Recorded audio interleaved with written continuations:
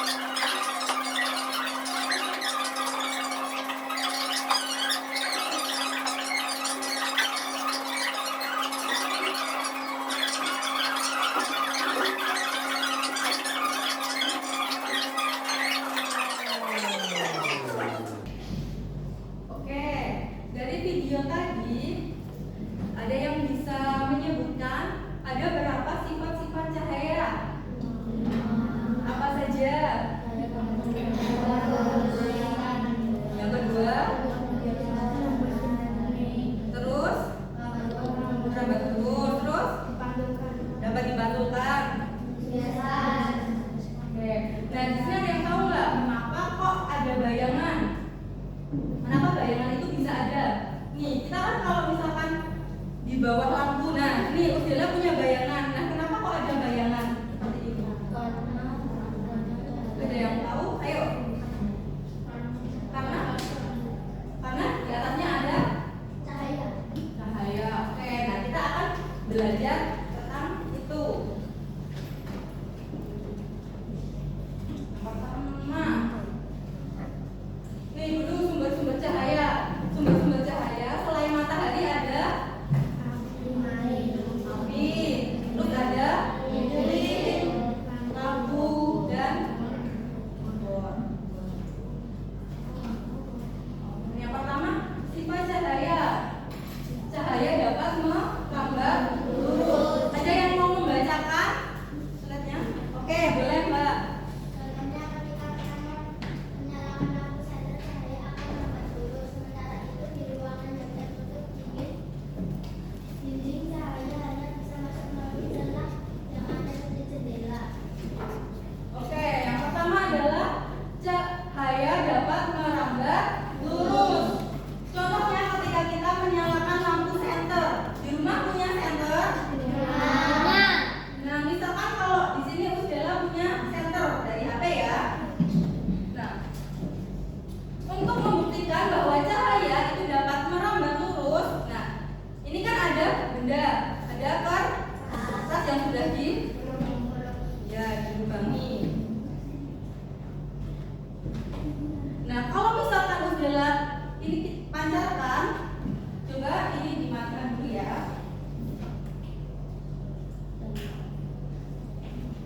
Misalkan ini Usdela pancarkan ke lubang yang ada di kertas.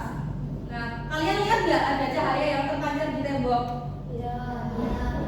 Nah, ini dapat membuktikan bahwa cahaya itu dapat merambat lurus. Kelihatan nggak? Nih, yang ada di atas, ya, di dekat AC ini ada cahaya kan? Nah, ini membuktikan bahwa cahaya dapat merambat lurus. Oke. Yang selanjutnya yaitu sifat cahaya yang dapat dipantulkan. Ada yang mau membacakan? Dari yang kelompok sana Mas, coba.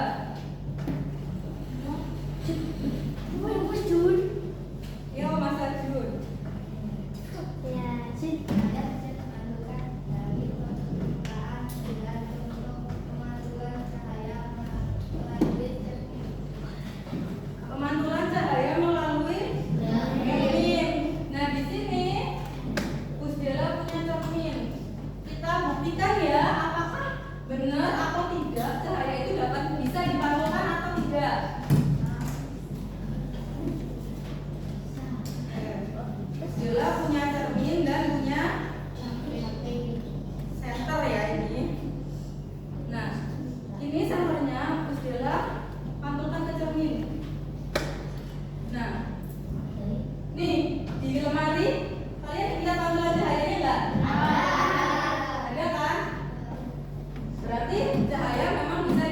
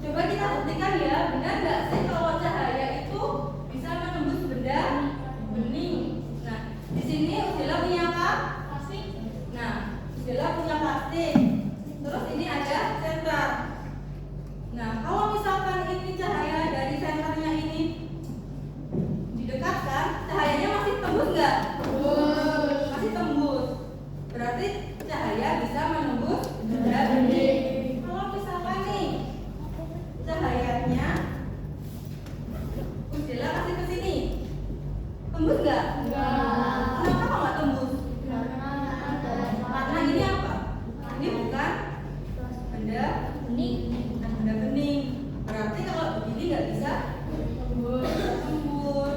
Berarti benar sifat cahaya yang dapat menembus benda bening. Coba contoh lain tadi. Ada yang bilang gelas ya. Kalau misalkan kayak gini, bisa tembus nggak kira-kira ini nanti? Kenapa kok bisa tembus? Coba ya. Nih. Dari bawah ini Ke atas. Nah. Nih, kalau kayak gini bisa tembus ya. Sudah? Paham yang ini? Berarti semua benda bening kalau misalkan terkena cahaya itu akan tembus. Kita lanjut ke sifat yang selanjutnya. Sifat cahaya dapat dibiaskan. Dibiaskan itu juga bisa dikatakan dibelokkan. Nah, ada yang mau membacakan slide-nya yang di depan? Oke, boleh Mbak.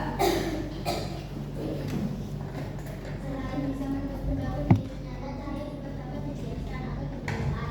Ketika menembus benda yang menembus media yang berbeda, misal dari menembus air, cahaya bisa dibiaskan atau dibelokkan. Contoh pensil dalam air dan patah.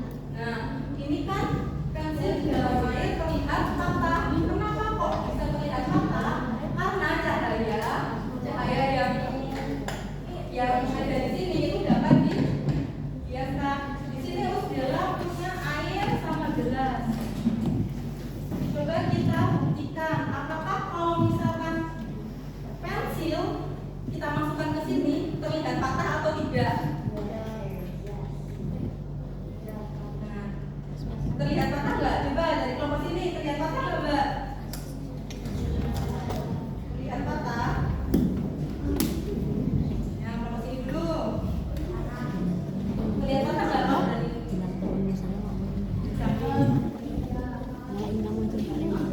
sini nih. Nih.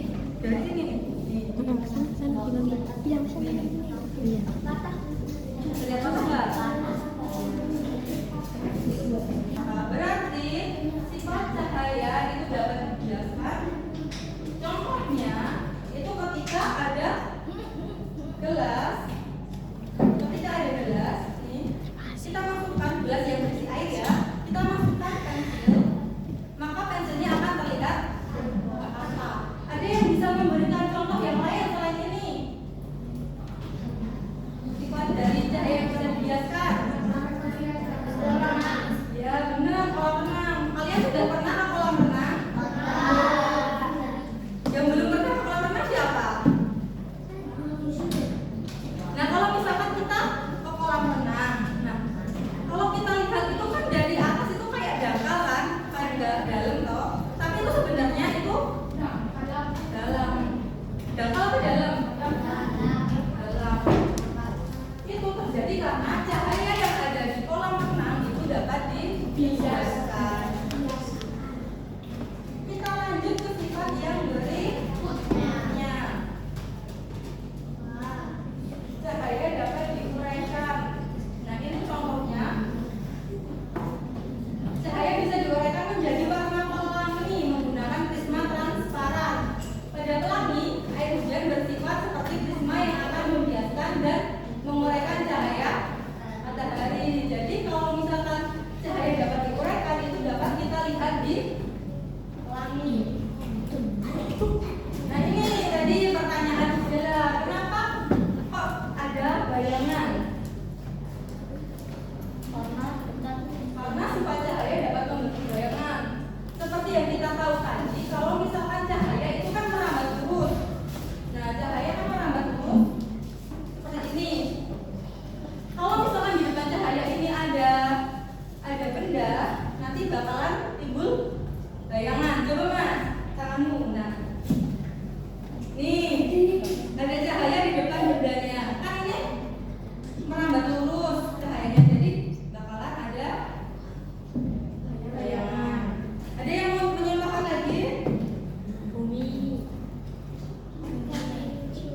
bayangan coba tanganmu mas.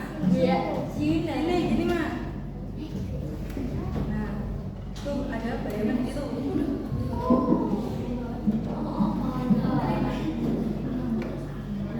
Yang ini coba mbak. Coba tanganmu. Yang mas siapa? Nah, kalian lihat nggak ada bayangan? Coba.